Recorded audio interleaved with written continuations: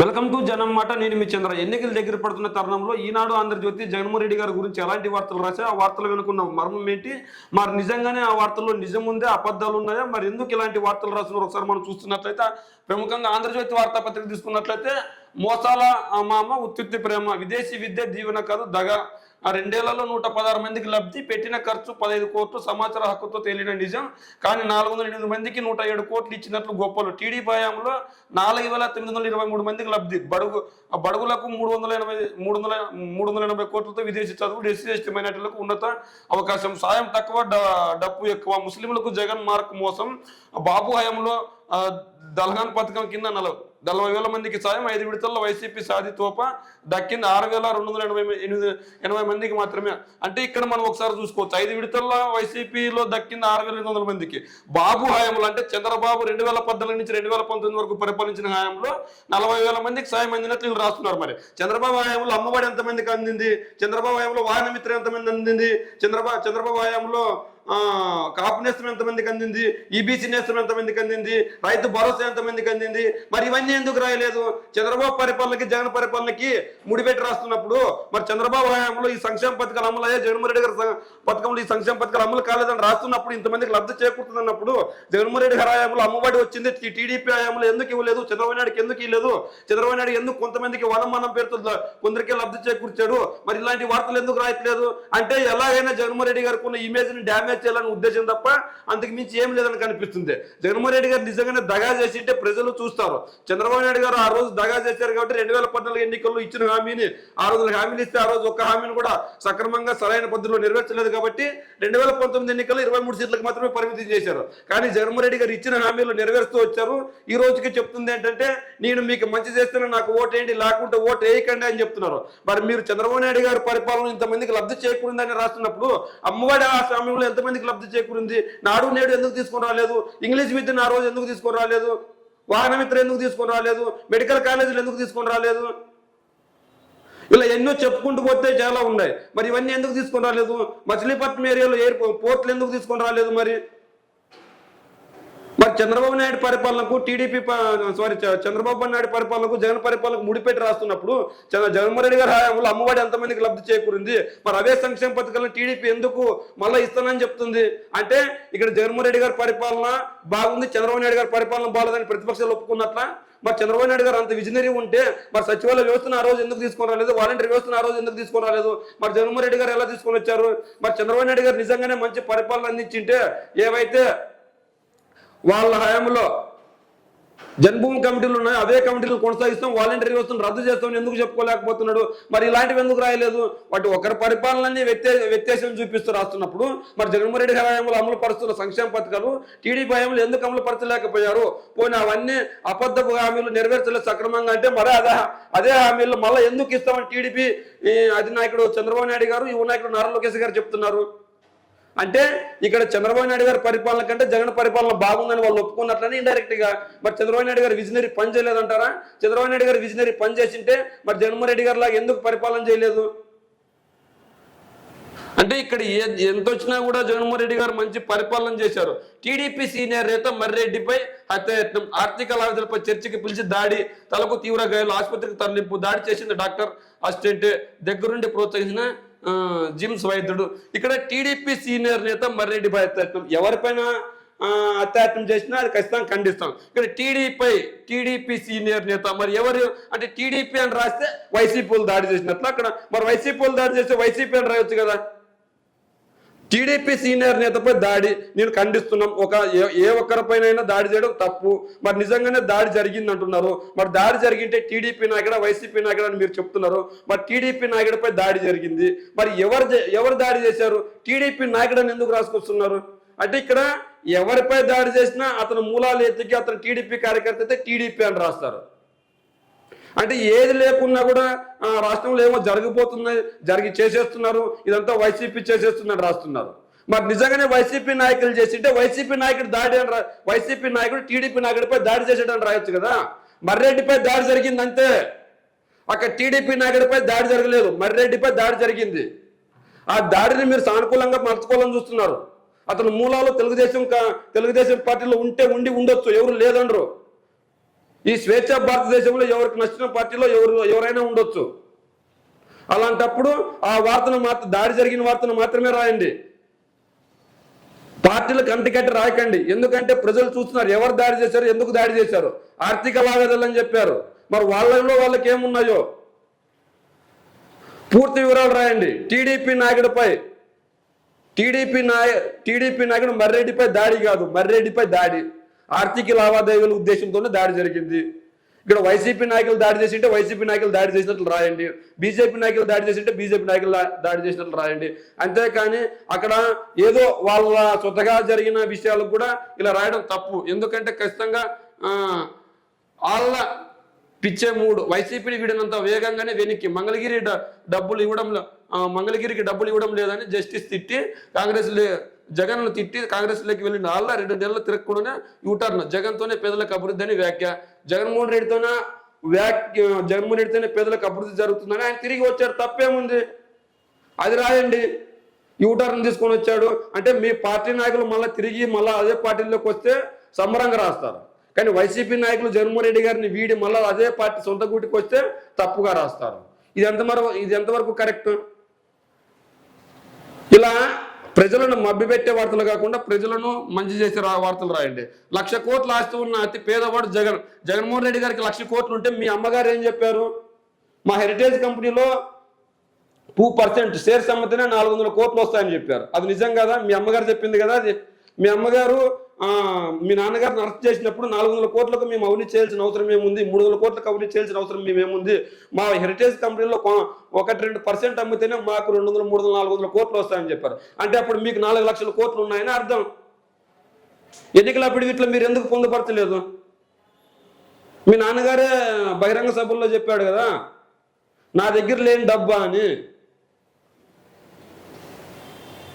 అంటే మీ అనుకూలంగా చెప్పే మాటలు చేసే ప్రజలు చూస్తూనే ఉంటారు. ఏదేమైనా కూడా ఎన్నికల జగన్ అహంకారానికి ప్రజల ఆత్మగౌరవానికి మధ్య యుద్ధం.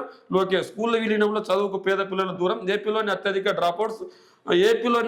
డ్రాప్అవుట్స్ మేము వచ్చాక జీవో 118 రద్దు చేస్తాం. ఉత్తరాంధ్రను భ్రష్టు పట్టించారు. ఒక్క పరిశ్రమ తీసుకొని రాలేదు. ఉన్నవి కూడా గుడ్డు మంత్రి దెబ్బకు పరారు. మేము వస్తే పథకాలు రద్దు చేస్తామన్న ప్రచారాన్ని నమ్మొద్దు. మేము వస్తే పథకాలు రద్దు చేస్తామన్న వాటిని నమ్మొద్దు అంటున్నారు. మరి మీరు వస్తే పథకాలు రద్దు చేస్తారా చేయరా అని పక్కన పెడితే మీరు ఎందుకు ఇలాంటి సంక్షేమ పథకాలు తీసుకొని రాలేదు? 14 సంవత్సర హయాంలో మీరు ఎందుకు ఇట్లాంటి సచివాలయ వ్యవస్థను తీసుకొని రాలేదు? మీరు ఎందుకు వాలంటరీ వ్యవస్థను తీసుకొని రాలేదు? మీరు ఎందుకు ప్రభుత్వ పాఠశాలలో తెలుగు మీడియం కొనసాగిస్తూ ఇంగ్లీష్ మీడియాన్ని తీసుకొని రాలేదు? మీరెందుకు జగన్మోహన్ రెడ్డి గారి కంటే మంచి పరిపాలన అందించలేదు? మీరెందుకు ప్రజా శ్రేయస్సు కోసం పనిచేయలేదు? మీరెందుకు పలానా సంక్షేమాన్ని అందించాను ఆ సంక్షేమానికి ఓటేనని అడగట్లేదు? మీరెందుకు అమ్మఒడి తీసుకొని రాలేదు? పేద పిల్లలకు పెద్దపీట వేయలేదు? అంటే ఇక్కడ మీరు ఎలాగైనా లబ్ధి చేకూరాలని చూస్తున్నారు తప్ప అంతకు మించి ఏం లేదు. నిజంగానే గుడివాడ అమర్నాథ్ వల్ల కంపెనీలు పోతే గుడివాడ అమర్నాథ్ గారు ఛాలెంజ్కి పిలుపునిచ్చారు, దమ్ముంటే రా అని. మరి మీరు ఎవరో ఒకరు వెళ్ళొచ్చు కదా ఛాలెంజ్ని స్వీకరించి. మరి మీరు ఎందుకు వెళ్ళలేదు ఛాలెంజ్కు? మీరు ఛాలెంజ్ వేస్తారు, ఆ ఛాలెంజ్ నుంచి తప్పించుకొని ఇంకో ప్రాంతానికి వెళ్ళిపోతున్నారు. అంటే ఇక్కడే మీ డొల్లతనం అర్థమవుతుంది. జగన్మోహన్ రెడ్డి గారి దగ్గర 1,00,000 కోట్లు ఉన్నాయని మీరు విమర్శలు చేస్తున్నారు కదా, మరి మీ దగ్గర ఎన్ని కోట్లు ఉన్నాయి? ఎన్నికల అఫిడవిట్లో చెప్పేది ఒకటి, ఎన్నికల ప్రచారం తర్వాత ఎన్నికల అఫిడవిట్లో చెప్పేది ఒకటి, ఎన్నికలు ముగిసిన తర్వాత బహిరంగ సభల్లో చెప్పేది మరొకటి. మీ తల్లిగారే చెప్పారు, మీ నాన్నగారే చెప్పారు మీ దగ్గర ఎంత డబ్బు ఉందో. ఆ డబ్బంతా ఎవరిది, ఎక్కడిది, ఎలా వచ్చింది? 2 ఎకరాలు ఉన్న చంద్రబాబు గారికి ఇన్ని వేల కోట్లు, ఇన్ని లక్షల కోట్లు ఎలా వచ్చిందని వైసీపీ నాయకులు ప్రశ్నిస్తున్నారు. మరి సమాధానం ఎందుకు చెప్పట్లేదు? నందమూరి తారక రామారావు టీడీపీ పార్టీ స్థాపించే మీ నాన్నగారి చేతుల్లోకి ఎలా వచ్చింది? నందమూరి తారక రామారావు సీఎంగా ఉన్నా ఆయన్ని ఎలా దింపగలిగాడు మీ నాన్న? మరి నిజంగానే మీరు అవినీతి చేయకపోతే కోర్టులు మీ నాన్నగారికి ఎందుకు రిమాండ్ విధించింది? ఇప్పటికి కూడా కోర్టుల్లో ఎందుకు కేసులు నడుస్తున్నాయి? సిబిఐని ఎంక్వైరీ ఏమని అడగొచ్చు కదా, ఈడీని ఎంక్వైరీ ఏమని అడగొచ్చు కదా. రాష్ట్ర ప్రభుత్వం నిజంగానే తప్పు చేసింటే మరి కేంద్ర సంస్థలైన ఈడీను సిబిఐని ఎంక్వైరీకి పిలిచొచ్చు కదా. మరి ఎందుకు పిలవడం లేదు మీరు? అంటే మీ డొల్లతనం అర్థమవుతుంది. ప్రజలను ఎలాగైనా మభ్యపెట్టి వచ్చే ఎన్నికల్లో గెలవాలని చూస్తున్నారు. వీటిని ప్రోత్సహిస్తూ ఆంధ్రజ్యోతి వార్తలు రాస్తుందని వైసీపీ వాళ్ళు నమ్ముతున్నారు. అందుకే జగన్మోహన్ రెడ్డి గారు ఎక్కడ బహిరంగ సభ పెట్టినా కూడా నేను చేస్తుంది ఒక చంద్రబాబు నాయుడు గారు ఒక టీడీపీతో మాత్రమే కాదు, ఒక దత్తపుత్రుడు, లేదంటే ఒక ఈనాడు, ఒక ఆంధ్రజ్యోతి, ఒక ఏబిఎన్, ఒక TV5 ఇలా పేర్లు చెప్పుకుంటూ ముందుకెళ్తున్నాడు జగన్మోహన్ రెడ్డి గారు. ఇలాంటి పరిస్థితి ఎందుకు వస్తుంది అంటే ఖచ్చితంగా జగన్మోహన్ రెడ్డి గారు సంక్షేమ పాలన, అభివృద్ధి పాలన చేశాడు కాబట్టి ఆ సంక్షేమ పథకాలు మళ్ళా కొనసాగిస్తాను. పత్రికలపై పగబట్టిన వైకాపా, ఈనాడు కార్యాలయంపై కాడసాని అనుచరులు దృష్టికం, కర్నూలు నడిబొట్టిన గంటపాటు బీభత్సం, తాళాలు బద్దులు కొట్టేందుకు యత్నం, ఒక చేత్తో వైకాపా జెండా పట్టుకుని మరో చేత్తో ఈనాడు నగర కార్యాలయంపైకి రుగుతున్న పార్టీ కార్యకర్త. నిన్న రాప్తడలు, ఇప్పుడు కర్నూలులో అక్రమాలను ప్రశ్నిస్తే తట్టుకోలేమంటున్న వైద్యం, దాడులను ఉసిగొల్పేలా ప్రయత్నాలు అంటే ఇక్కడ పత్రికా స్వేచ్ఛ ఉంది, కరెక్ట్, బాగుంది. ఈనాడు పైన ఆంధ్రజ్యోతి విలేకరులపై దాడి చేశారని చెప్తున్నారు. నేను కూడా వ్యతిరేకిస్తున్నా. ఎందుకు వ్యతిరేకిస్తున్నా అంటే ఎవరిపై ఎవరు దాడి చేయకూడదు. స్వేచ్ఛ హక్కు అనేది ఒక ఈనాడుకి, ఒక ఆంధ్రజ్యోతికి లేదు. ప్రతి ఒక్కరికి స్వేచ్ఛ హక్కు ఉంది. భారతదేశంలో పుట్టిన ప్రతి పౌరుడికి స్వేచ్ఛ హక్కు ఉంది. ఆ స్వేచ్ఛలో భాగంగా ఈనాడు, ఆంధ్రజ్యోతి వార్తలు రాసేదాన్ని ఎండగడుతున్నారు. నిజంగానే పత్రికా స్వేచ్ఛకు భంగం కలిగిందని చంద్రబాబు నాయుడు గారు, తర్వాత షర్మిల గారు, పవన్ కళ్యాణ్ గారు కొన్ని వ్యాఖ్యలు చేశారు. మరి ఈనాడు, ఆంధ్రజ్యోతి పైన ఎందుకు ఇలా దాడులు జరుగుతున్నాయంటే వాళ్ళ వ్యక్తిగత హనానికి పాల్పడి ఇలా వార్తలు రాస్తున్నారు, అందుకు దాడులు చేస్తున్నట్లు వాళ్ళు చెప్తున్నారు. నిజంగానే ఈనాడు, ఆంధ్రజ్యోతి పైన మాత్రమే ఎందుకు దాడులు జరుగుతున్నాయి? మరి ఈ రాష్ట్రంలో సాక్షి వార్తాపత్రిక వైఎస్ఆర్సీపీకి చెందింది, ఈనాడు, ఆంధ్రజ్యోతి వార్తాపత్రికలు టీడీపీకి చెందినవి. ఎవరు అవునన్నా ఎవరు కదన్నా ఇది నిజం. మరి ఈ నేపథ్యంలో మరి మిగిలిన వార్తాపత్రికలపై ఎందుకు? సూర్య ఉంది, ఆంధ్రప్రభ ఉంది, ఆంధ్రభూమి ఉంది, మనం ఉంది, ఇలా ఎన్నో వార్తాపత్రికలు ఉన్నాయి. వాటిపైన ఎందుకు దాడి జరగడం లేదు? ఆ విలేకరులపై ఎందుకు దాడి జరగడం లేదు? మరి వాళ్ళపై కూడా దాడి జరగాలి కదా. వైకాపా ప్రభుత్వంలో, వైసీపీ ప్రభుత్వంలో మీరు చెప్పినట్లు జరుగుతుంటే అంటే ఇక్కడ ఎవరిపై దాడి చేసేయాలని ఉద్దేశం లేదు. అంటే నా గురించి తప్పుగా మాట్లాడితే తిరిగి మాట్లాడతాను నేను, దాంట్లో ఎటువంటి తప్పు లేదు. నేను తప్పు చేయకపోయినా తప్పు చేసేవాడిని నా గురించి అభాండాలు వేస్తే నేను తిరిగి మాట్లాడితే తిరిగి సమాధానం చెప్పాల్సి వస్తుంది. మీరు వైఎస్ఆర్సీపీ సభలకు రావద్దు అని జగన్మోహన్ రెడ్డి గారు కుండ బదులు కొట్టి చెప్పారు, మిమ్మల్ని బైకాట్ చేశామని చెప్పేశారు. మరి అలాంటప్పుడు సిద్ధం సభకు ఆంధ్రజ్యోతి విలేకరు, ఆంధ్రజ్యోతి ఫోటోగ్రాఫర్ వెళ్ళాల్సిన అవసరం ఏముంది? ఒకసారి రావద్దు అన్నాక రావద్దని అర్థం కదా, అయినా మీరు ఎందుకు వెళ్ళారు? నిజంగానే వాళ్ళు పిలిచింటే వెళ్ళడంలో తప్పు లేదు, కానీ పిలవకపోయినా ఎందుకు వెళ్ళాడు? పిలవటి పేరడానికి రాకూడదని సామెత ఉంది. అలాంటప్పుడు మిమ్మల్ని బహిరంగానే విమర్శిస్తున్నారు వైసీపీ వాళ్ళు. అలా విమర్శించేటప్పుడు వాళ్ళ సభలకు వెళ్ళాల్సిన అవసరం ఏముంది? అంటే వాళ్ళ సభలకు వెళ్ళడమే తప్పు. ముందు తప్పు చేసింది మనం తప్పు చేసి వాళ్ళు అనడం కరెక్ట్ కాదు అని చాలా మంది సిలెక్షన్లు చెప్తున్నారు. ఏదేమైనా ఆంధ్రజ్యోతి ఫోటోగ్రాఫర్ పై కావచ్చు, ఈనాడు విలేకరు పై కావచ్చు దాడి జరగడం అందరూ బాధపడే విషయమే. స్వేచ్ఛ హక్కు ఉందని చెప్తున్నారు. ఎండ్ ఆఫ్ ద డే అదే స్వేచ్ఛ హక్కు వైసీపీ వాళ్ళకు కూడా ఉంది కదా. వాళ్ళ గురించి వార్తలు రాసినప్పుడు వాళ్ళు తిరిగి రిప్లై ఇవ్వడానికి తప్పేముంది? ఇప్పుడు ఈనాడు, ఆంధ్రజ్యోతి ప్లేకార్డులను పట్టుకొని డౌన్ డౌన్ అన్నారు. ఇప్పుడు డౌన్ అనడంలో తప్పేముంది? ఇప్పుడు ఈనాడు, ఆంధ్రజ్యోతికి మాత్రమే స్వేచ్ఛ హక్కు ఉందా? రామోజీరావుకి, ఏబిఎన్ రాధాకృష్ణకి మాత్రమే స్వేచ్ఛ హక్కు ఉందా? సామాన్య ప్రజలకు స్వేచ్ఛ హక్కు లేదా? వాళ్ళ మనసులో ఉన్నది బయటకు చెప్పడానికి వీలు లేదా? ఇక్కడ ఎవరు తప్పు చేసినా తప్పే. ఇప్పుడు ఈనాడు అన్ని వేల కోట్లు అన్ని వేల ఎకరాలు ఎలా సంపాదించుకోగలిగింది రామోజీ ఫిలిం సిటీలో? ఆ భూమి అంతా ఎవరిది? మరి ఆంధ్రజ్యోతి ఎండి రాధాకృష్ణ గారు అంత త్వరగా ఒక సామాన్య జర్నలిస్ట్గా ఉండి ఒక ఎండిగా ఎలా ఎదగలిగాడు? మరి ఆ కిటికీ లేదు, ప్రజలందరికీ చెప్తే ప్రజలందరూ బాగుపడతారు కదా. ఇక్కడ స్వేచ్ఛ హక్కు అన్నది ఈనాడు, ఆంధ్రజ్యోతి మాత్రమే లేదు. స్వేచ్ఛ హక్కు అన్నది భారతదేశంలో పుట్టిన ప్రతి పౌరుడికి ఉంది. ఆ విధానంలో వాళ్ళు ఎన్నుకున్న మీకు పత్రికలు ఉన్నాయి కాబట్టి పత్రికల్లో రాస్తున్నారు. వాళ్ళకి పత్రికలు లేవు కాబట్టి వాక్ స్వతంత్రాన్ని ఉపయోగించుకుంటున్నారు. ఒక ఫ్లెక్సీని పట్టుకొని మీరు రాస్తున్న రాతల్ని, మీరు మాట్లాడుతున్న మాటల్ని ఎండగడుతున్నారు. డౌన్ డౌన్ ఈనాడు, డౌన్ డౌన్ ఆంధ్రజ్యోతి అని రాస్తున్నారు. దీంట్లో తప్పేం లేదని వైసీపీ వాళ్ళు చెప్తున్నారు. అక్కడ ఈనాడు ఆంధ్రజ్యోతి రిపోర్టర్లు, ఫోటోగ్రాఫర్లు వచ్చారు కాబట్టి కొట్టి ఊరికే ఉన్నారని చెప్పేసి మాజీ మంత్రి గారు అన్నారు. అదే గనక ఆ ఎండీలు కనుక వచ్చింటే కీళ్ళు మక్కి ఇరిసేవాళ్ళని చెప్తున్నారు. ఇది నిజం కదా? వాళ్ళు రావద్దు అన్న సభలకు మీరు ఎందుకు వస్తున్నారు? వాళ్ళు మిమ్మల్ని బహిష్కరించినా మీరు ఎందుకు వస్తున్నారు? వాళ్ళు మిమ్మల్ని వద్దు అనుకున్నా కూడా మీరు ఎందుకు వెళ్తున్నారు? వాక్ స్వతంత్రం అన్నది ఒక ఈనాడు ఒక ఆంధ్రజ్యోతికి లేదు, భారతదేశంలో పుట్టిన ప్రతి పౌరుడికి ఉంది. వాళ్ళ స్వేచ్ఛ హక్కును వాళ్ళు ఉపయోగించుకుంటే హక్కు ఉంది, వాక్ స్వతంత్రం ఉపయోగించుకుంటున్నారు. ఎవరైనా ఏ పత్రిక అయినా ఏ మీడియా ఛానల్ అయినా ఒక వ్యక్తికి వ్యతిరేకంగా వార్త రాసినప్పుడు వాటిని వాటిని విమర్శించే హక్కు ప్రతి పౌరుడికి ఉంది. అందులోగానే కర్నూలు జిల్లాలో కొంతమంది ఒక గుమ్ముగూడి వాళ్ళకి వ్యతిరేకంగా నినాదాలు చేశారు. ఇందులో తప్పేం లేదు. మరి నిజంగానే తప్పు ఉంటే నిజంగానే మీరు వీళ్ళు రాస్తున్న రాతలు ఏంటి, వాళ్ళు చేస్తున్న పనులు ఏంటి? వీళ్ళు సాక్ష్యాధారాలతో వార్తలు రాయాలి కానీ ఊహాచిత్రమైన వార్తలు రాస్తే ఏ విధంగా ఉంటుంది? ఇలా వైసీపీ వాళ్ళు చెప్తున్నారు. అంటే ఖచ్చితంగా 100% మాపై తప్పుడు వార్తలు రాస్తే మేము విమర్శించాకు మాకుంటుంది అన్నారు. అదే ఎస్జిస్టీ పోస్టులు బీడీ అభ్యర్థుల అదే మన బొత్సాకు పోటీగా గంట తెదాప కొత్త ఊహం తాజా మాజీ విద్యాశాఖ మంత్రులు సమరమేనా, ఎవరు గెలుస్తారో కాలమే నిర్ణయించాలి. తాజా మాజీ విద్యాశాఖ మంత్రులు సమరానికి విజయనగరం జిల్లా చీపురుపల్లి వేదిక కారణం తెదేపా కొత్త ఊహంగా ఉంది.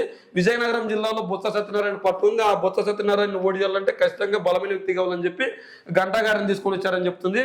మరి ఇదే కనుక ప్రయత్నిస్తే సమరమే అని చాలా మంది చెప్తున్నారు.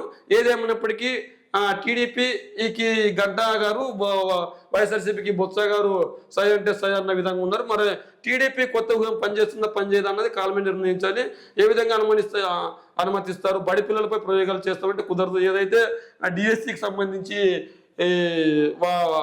ఎస్జిస్టీ విద్యార్థులు అక్కడికి వెళ్ళి అడిగారు, వైకాపా ప్రభుత్వాన్ని ఎన్నికల్లో ఓడిద్దాం, పంచాయతీ వ్యవస్థను జగన్ నాశనం చేశారు, మరోసారి అధికారంలోకి వస్తే సర్పంచ్ పదవులు రద్దు చేస్తారు, సీఎంను ఇంటికి పంపడానికి సంసిద్ధంగా ఉన్నాం. ఏపీ పంచాయతీరాజ్ ఛాంబర్ సర్పంచుల సంఘం సమావేశంలో తీర్మానం. జగన్మోహన్ రెడ్డి గారికి వ్యతిరేకంగా ఒక తీర్మానం చేశారని చెప్తున్నారు. మరి ఏదేమైనప్పటికీ వచ్చే ఎన్నికల్లో జగన్మోహన్ రెడ్డి గారు గెలుపు లక్ష్యంగా ముందుకెళ్తున్నారు. అదేవిధంగా టీడీపీ కూడా గెలుపు లక్ష్యంగా ముందుకెళ్తున్నారు. ఈ నేపథ్యంలో టీడీపీకి ఆంధ్రజ్యోతి, ఈనాడు వార్తాపత్రికలు సపోర్ట్ చేస్తున్నా, వైఎస్ఆర్సీపీకి సాక్షి వార్తాపత్రికలు సపోర్ట్ చేస్తుంది.